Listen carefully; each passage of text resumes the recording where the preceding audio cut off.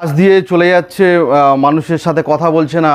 তবে এই যে সরকার চলছে, কয়লা, গরু, ইট, পাথর, বালি, এবং কেন সেই মদন মিত্র দলের লোকেরাই তো তার চাকরিটা চুরি করেছে।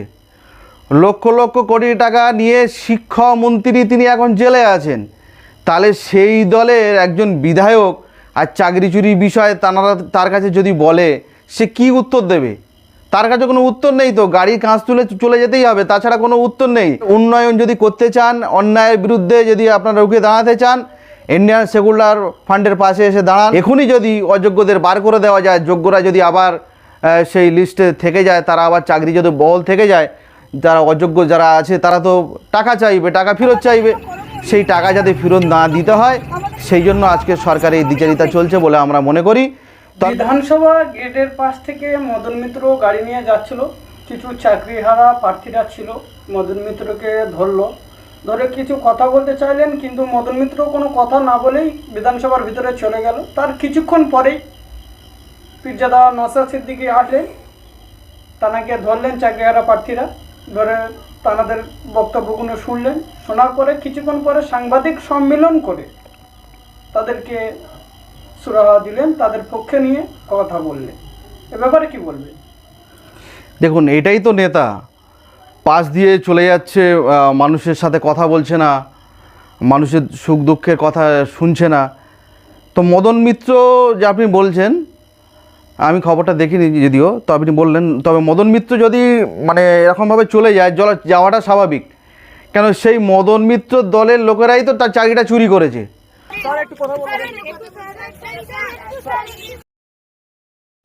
লক্ষ লক্ষ কোটি টাকা নিয়ে শিক্ষামন্ত্রী তিনি এখন জেলে আছেন। তাহলে সেই দলের একজন বিধায়ক আর চাকরি চুরির বিষয়ে তার কাছে যদি বলে, সে কি উত্তর দেবে? তার কাছে কোনো উত্তর নেই। তো গাড়ির কাঁচ তুলে চলে যেতেই হবে, তাছাড়া কোনো উত্তর নেই। আর ওই আপনারা দেখেছেন না, ওই মুর্শিদাবাদে কি হুমায়ুন কবির, যদি প্রতিবাদ করতে হয় হুমায়ুন কবির মতো হয়ে যাবে, কিছু করার নেই। তা সেই জন্য মনে হয় আমাদের মদন মিত্রবাবু চলে গেছেন।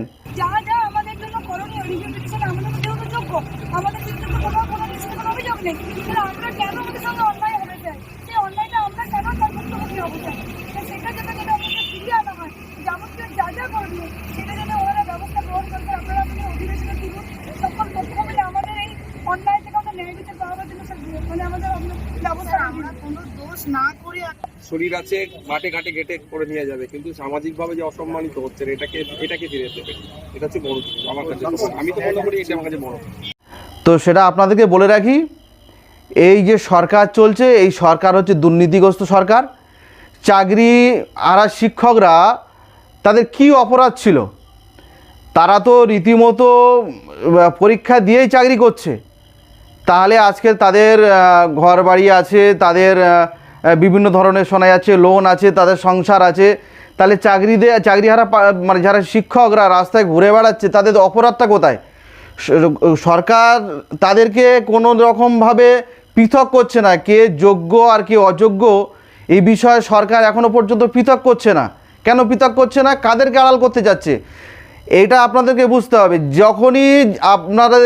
যখনই মানে শিক্ষক দপ্তর যখনই অযোগ্যদের আড়াল করে দেবে, তখন তো দুধ কা দুধ পানি কা পানি হয়ে যাবে। কিন্তু অযোগ্যদের আড়াল করতে চাচ্ছে না, একটাই মাত্র কারণ, যখনই অযোগ্যদের আড়াল করে দেবে, তখনই কালীঘাটে গিয়ে মুখ্যমন্ত্রীর বাড়ির সামনে তারা ধর্নায় বসবে যে আমাদেরকে এত কোটি টাকা, এত লাখ টাকা, এত টাকা আমাদেরকে ওই নেতা দিয়েছে, ওই অফিসে দিয়েছি, আপনারা আমাদের টাকাগুলো ফেরত দেন। যাতে এই টাকাগুলো রাজ্য সরকার যাতে ফেরত না দিতে হয়, তার জন্য ধামাচাপা দেওয়ার একটা চেষ্টা করছে। এই ধামাচাপা দেওয়াটাই আপনারা দেখতে পাচ্ছেন। আগামী দিন যেমন কোর্টে বিচার চলছে, তেমনই পশ্চিমবাংলার মানুষ ক্লিয়ার হয়ে গেছে, পশ্চিমবাংলার মানুষ বুঝে গেছে। আজকের আপনারা ভাবুন, রাজ্য সরকারের যে সমস্ত দুর্নীতি চলছে, সেই দুর্নীতি কি সরকার এড়িয়ে যেতে পারে? যতই তৃণমূলের যে সমস্ত নিচস্তরের নেতা আছে, যা আরও বিভিন্ন সাংগঠনিক যারা দপ্তরে আছে, যে সমস্ত মন্ত্রীরা আছে, তারা বলছে কি এই রাজ্য সরকার যে মানে সব কিছু রাজ্য সরকার। আমি বলছি একটা কথা আপনাদেরকে ভালো করে বুঝে রাখুন, সরকার যদি না জানে, সরকার এই সমস্ত কাজগুলো করতে পারে না। একটা দপ্তরের যিনি মন্ত্রী, সেই মন্ত্রী সরকারের কথা অবাধ্য হয়ে কোনো কাজ করবে এমন কোনো হতে পারে না। সরকার জানে কে টাকা দিয়ে চাকরি পেয়েছে আর কে যোগ্যতায় চাকরি পেয়েছে, এটা সরকার জানে, শিক্ষা পর্ষদও জানে। কিন্তু শিক্ষা পর্ষদ আর সরকার জানলেও কি হবে, এমন একটা জায়গা তৈরি হয়েছে, এখনই যদি অযোগ্যদের বার করে দেওয়া যায়, যোগ্যরা যদি আবার সেই লিস্টে থেকে যায়, তারা আবার চাকরি যদি বহাল থেকে যায়, যারা অযোগ্য যারা আছে তারা তো টাকা চাইবে, টাকা ফেরত চাইবে, সেই টাকা যাতে ফেরত না দিতে হয় সেই জন্য আজকে সরকারের এই দ্বিচারিতা চলছে বলে আমরা মনে করি। তবে এই যে সরকার চলছে, কয়লা, গরু, ইট, পাথর, বালি এবং এমনকি লাশও গায়েব হয়ে যাচ্ছে, লাশও বিক্রি করে নিচ্ছে। মানে দুর্নীতির এমন একটা জায়গায় পৌঁছেছে, দুর্নীতি ছাড়া এ সরকারের কোনো প্রকল্প নেই।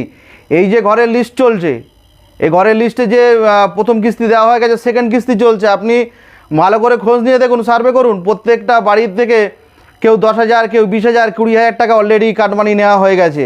তারা মুখ খুলছে, কিছু লোক মুখ খুলছে না। কাটমানি সব জায়গায় আছে, দুর্নীতি সব জায়গায় আছে।